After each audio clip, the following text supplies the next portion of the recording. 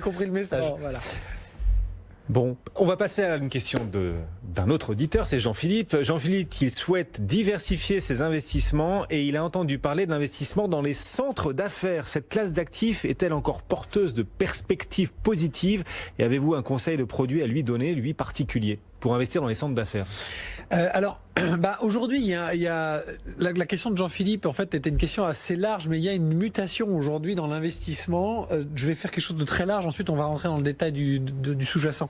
Aujourd'hui, nous, on constate, en tout cas sur le terrain, puisqu'on accompagne des épargnants, mais je pense que la presse spécialisée aura le même constat, les Français ont cherché à se diversifier, les Français ont toujours une appétence forte, on ne va pas le répéter, pour la pierre, et ils ont compris il y a quelques années, et on peut le voir sur les résultats de collecte sur les SCPI, que l'immobilier professionnel, donc de commerce, de bureaux, etc., devenait quelque chose d'intéressant parce qu'il était plus rentable vraisemblablement que l'immobilier d'habitation, et puis que les baux étaient plus sécurisés. Bon, une fois qu'on a dit ça, ça fait des années que le commerce, l'entrepôt, le centre commercial, etc., a été épuré, revu, renettoyé, etc., par les SCPI, les grandes majors de foncières. Et ces derniers temps, les Français se tournent vers de nouvelles solutions, et finalement, le centre d'affaires qui existe depuis des dizaines et des dizaines d'années, c'est-à-dire, on va pas citer de marques, mais il y a des marques extrêmement connues en France. La Défense.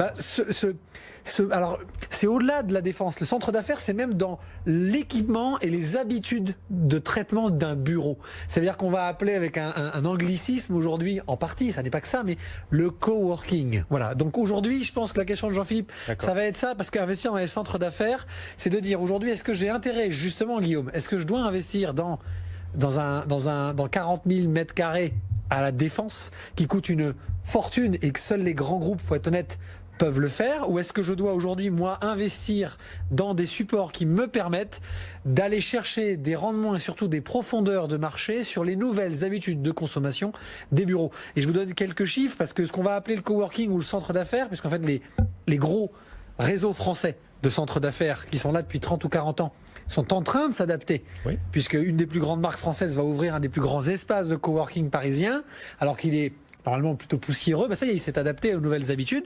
Aujourd'hui, on sait que les surfaces de coworking, c'est aux alentours de 5 000 mètres carrés, donc ça commence à faire de beaux espaces. Ça représente entre 4 et 5% du marché du locatif professionnel aujourd'hui. Les rendements sont assez élevés. Et puis, c'est la flexibilité.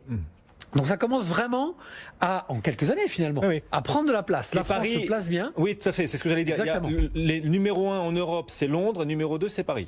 C'est-à-dire qu'en gros, c'est très surprenant, mais finalement pas tant que ça, parce que le prix au mètre carré locatif bureau à Paris, en particulier à Défense, le 8e, le 7e, est devenu très très élevé. Donc aujourd'hui, c'est intéressant. Et alors, qu'est-ce qui est intéressant aussi, c'est que pour Jean-Philippe, vous pouvez aller chercher des produits on va dire de mutation. Alors je vais vous en citer un, parce que je l'ai déjà cité, c'est mes petits copains de Keys Reim qui ont créé un produit qui s'appelle Keys Sélection, qui va, lui, varier ses investissements uniquement dans les nouvelles façons de consommer de l'immobilier. Ça peut être la nouvelle façon de consommer de l'hôtellerie, la nouvelle façon de consommer des bureaux, la nouvelle consommer des commerces. Et donc ce type de produit-là, avec des horizons d'investissement assez longs, donc une sécurisation, puisqu'on va parier sur l'idée qu'on ne bouge pas avant 7 ou 8 ans, on va aller chercher du 6 de rendement, on va s'exposer bien entendu à un risque plus élevé, mais en termes de diversification, puisque c'est la question de Jean-Philippe, on sort bien sûr du fonds euro, parce qu'on n'est pas du tout sur le même niveau de risque, et on sort de la SCPI. Parce qu'en fait, si vous comparez aujourd'hui de la SCPI avec un fonds professionnel spécialisé type Keys, finalement, la méthodologie de gestion est un peu la même. Il y en a un qui, à l'image des nouvelles habitudes de consommation de bureaux, Keys, est peut-être un peu plus flexible dans sa gestion, dans ses acquisitions, ses reventes, sa réhabilitation. Parce que c'est un marché plus liquide. C'est un marché. Alors d'abord, c'est plus liquide. Attention, il faut faire gaffe, parce que quand on parle de FPS, là, Guillaume, je suis obligé de faire un petit point. Le Keys, je le précise avant que Christian le fasse, parce que je le connais, c'est 100 000 euros de minimum d'investissement. Ah oui, c'est ce type de proposition que je voulais vous poser. Est-ce que ça s'adresse aux particuliers? Attention, alors oui, ce sont des fonds professionnels spécialisés. Ça s'adresse à des clients professionnels ou des clients assimilés professionnels. Donc, selon le dixit de la loi, il faut avoir 100 000 euros et vous devenez assimilé professionnel. Ça, c'est pas moi qui le fais. C'est formidable. Mais pensez-y dans votre diversification. Il en existe d'autres qui sont plus sous la forme de club deal.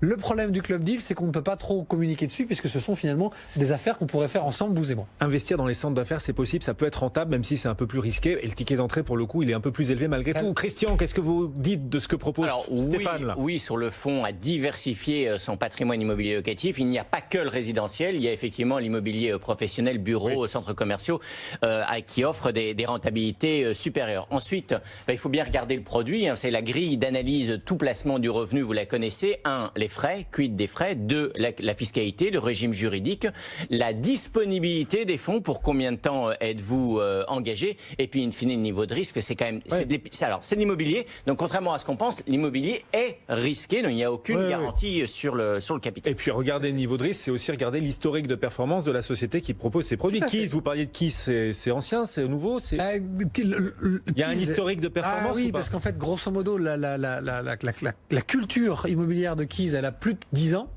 Donc en fait, mais ce sont ce que je vous disais, à la base ce sont des club deals. Donc les club deals, c'est comme si vous et moi nous associons dans une SCI et qu'on achetait un immeuble et qu'on le mettait en location. On va pas rendre ça c'est pas du tout le même type de proposition que Keys Sélection, qui est un produit aujourd'hui enregistré auprès de l'AMF. Donc on n'est plus du tout sur le même produit. Aujourd'hui, c'est simplement une réponse à Jean-Philippe de lui dire, si vous voulez diversifier, bon, il n'y a pas que la SCPI pour faire de l'immobilier professionnel. Et surtout, toute cette nouvelle technique financière est tournée vers des sous-jacents qui ont de l'avenir, selon moi. Question de Lionel à présent.